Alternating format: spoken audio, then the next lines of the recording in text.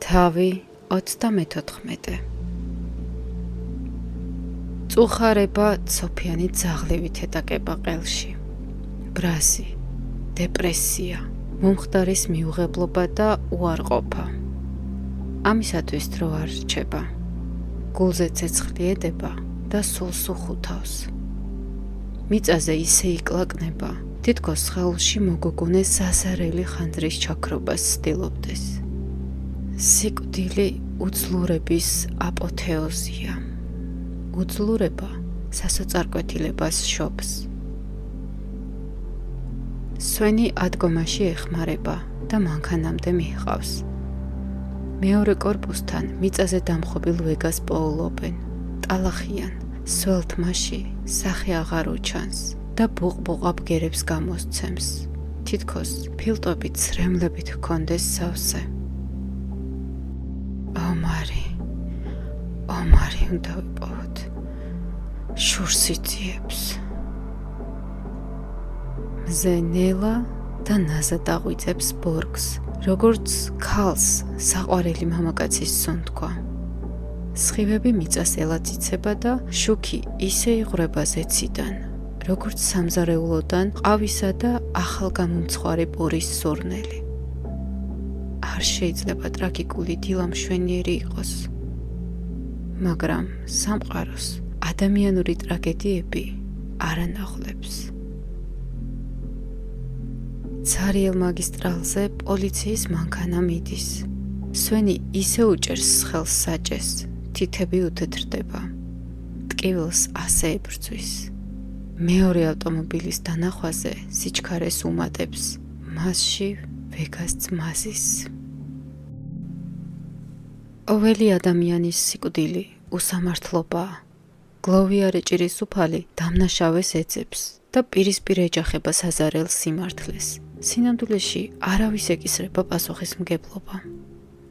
მაგრამ თუ კი დამნაშავე მაინც არსებობს, თუ ზუსტად იცი ვინ წაგართვა საყვარელი ადამიანი, რას იზამ?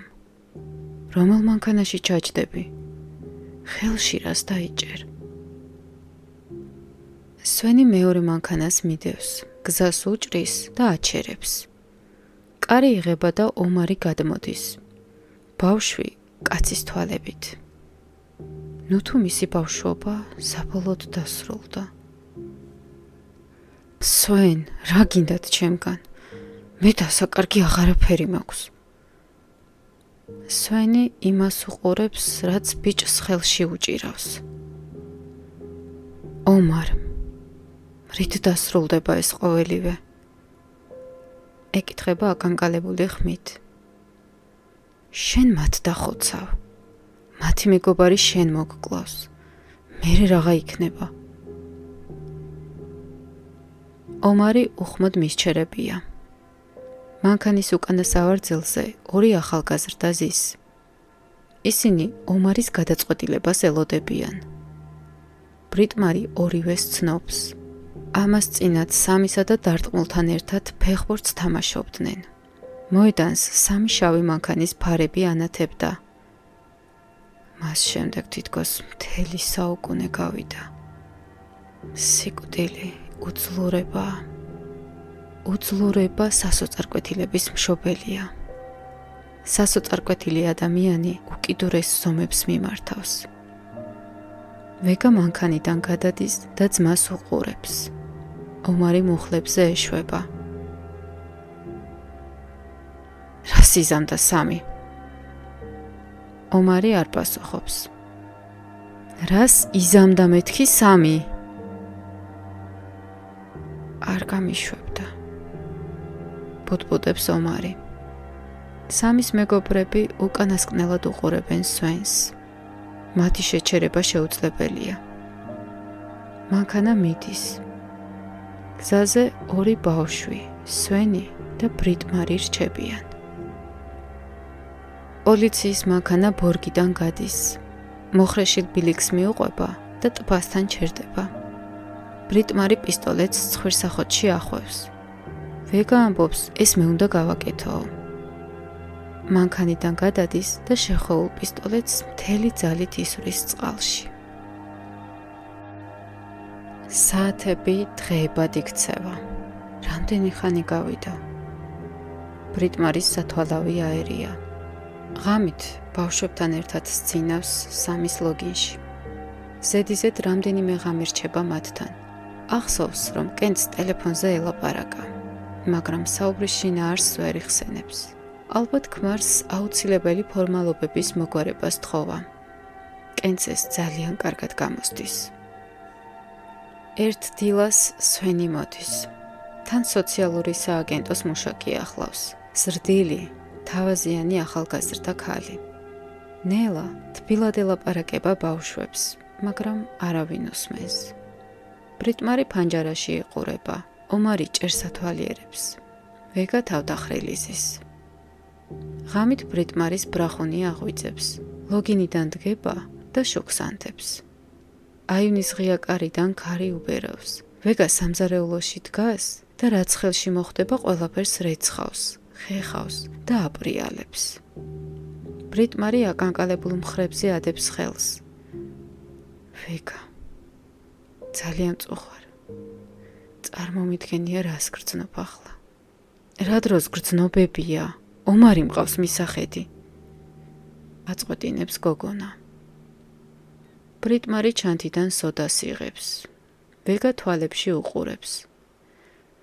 მის ტკივილს ვერაფერი განკურნავს. ლაპარაკს აზრი არა აქვს.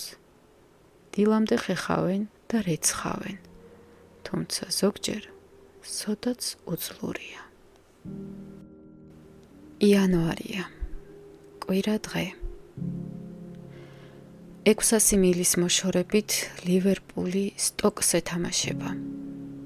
სამის დედამისის გვერდით მარხავენ, სადაც სამარადისო დიძინებს წითელი ყვავილების საფარ ქვეშ. ომარი საფლავზე შარფს ტოვებს. ბრიტმარი პიცერიაში ყავას ურიგებს ხალხს. თითოეულ ჭიქას სადგამი მოჰყვება. მთელი ბორგი აქ არის. ავტოსადგომზე სანთლები ანთია. ხის ღობეზე ბორგის საფეხბურთო გუნდის თეთრი მაისურია გადაფენილი. დაუთოებულ კაბაში გამოწყობილი, თმადავარცხნილი ვეგა პიცერიის კართან დგას, სამძიმარს იღებს და მომსვლელებს მექანიკურად ართმევს ხელს. თვალებში სიცარიელე ჩასდგომია, თითქოს ვიღაცამ შუქი ჩააქროა მათში. ავტოსადგომზე რაღაც ხმაურია, მაგრამ ყურადღებას არავინ აქცევს. ბრიტმარი ვეგას თხოვს ცოტა მაინც შეჭამეო, მაგრამ გოგონა ხმას არ სცემს. ბრიტმარის მაგიდასთან მიჰყავს და სკამზე სვამს. კედელს მიშტერებულ ვეგას თითქოს ზეზეურად სძინავს. ავტოსადგომზე ხმაური იმატებს. ბრიტმარის დარდით გული ეწურება. ადამიანები სხვადასხვანაირად გამოხატავენ მწუხარებას, მაგრამ ჭამის შეწყვეტა უპირველესი ნიშანია. ხალხის ბუტბუდი ყურში ქარიშხლის გუგუნივით ჩაესმის და ისე ებღაუჭება ვეგას მხარს, როგორც ჩასავარდნად განწირული კაცი უფსკრულის კიდეს. გოგონა მის ხელს იშორებს და თეფშს ზედაც არ უყურებს. ავტოსადგომზე ხმაური არ წყდება. მუშტებს შეკრული, განრისხებული ბრიტმარი კარისკენ მიდის, მაგრამ ვეგა უსწრებს და ავტოსადგომზე გადის. იქ ყავარჯენზე დაყრდნობილი მაქსი დგას. ბიჭი ჩანზახ ფეხს იქნევს და ურტყამს ბურთს, რომელიც ჯერ გასართობი ცენტრის კედელს ხვდება, მერე ხის ღობეს და ბოლოს ისევ მაქსთან ბრუნდება. ბუმ-ბუმ, ბუმ-ბუმ. თითქოს გული სცემდეს. ბურთი ვეგასკენ მიგორავს. ის ხელში იღებს. დაკერებულ ტყავს თითებს უსვამს და გულომოსკვნილი ტირის. 600 მილის მოშორებით ლივერპული 5-3 იგებს.